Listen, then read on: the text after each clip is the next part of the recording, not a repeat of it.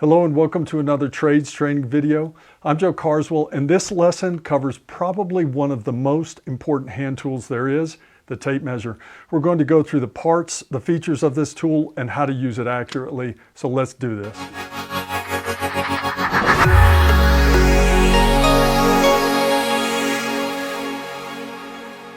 The tape measure is really important. We measure our built space with it while we're working. We measure our materials that we need to mark and cut. We can even decide if something's square with it, or even do special processes like layout when we're framing. We're using it constantly. Every tape measure has a case on it. This is a durable shell. They're made of plastic. And in my entire career of building, I've never seen a broken case. Super durable. It's to protect the parts inside that aren't quite as durable.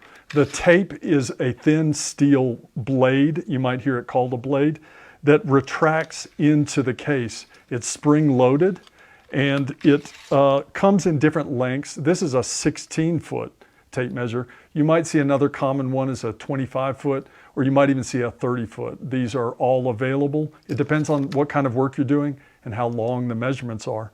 The tape has a curve to it along its width. So you can see that here. The wider the tape, the more curve it has. What this does for it is it makes it stiff. It allows it to stay straight as we extend it out.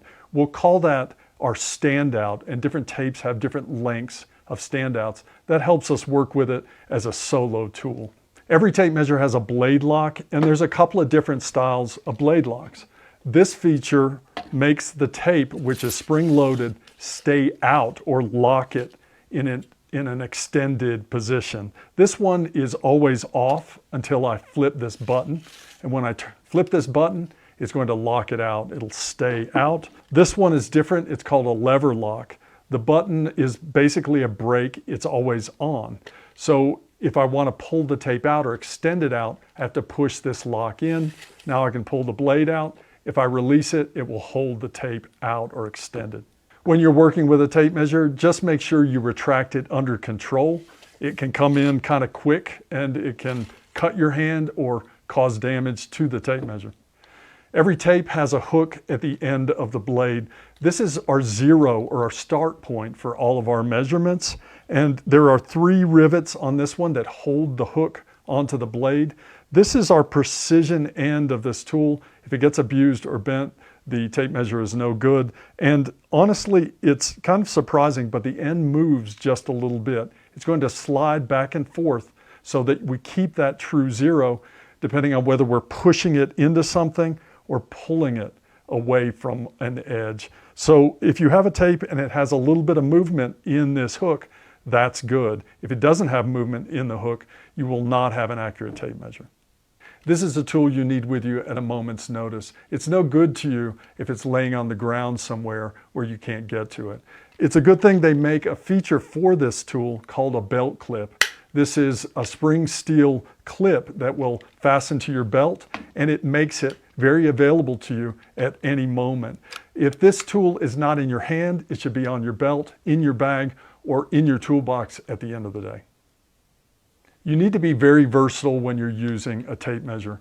I'm a right-handed person. I like or prefer to pull my measurements with my right hand. It's much more comfortable. This also sets up my tape measure as a right-handed person.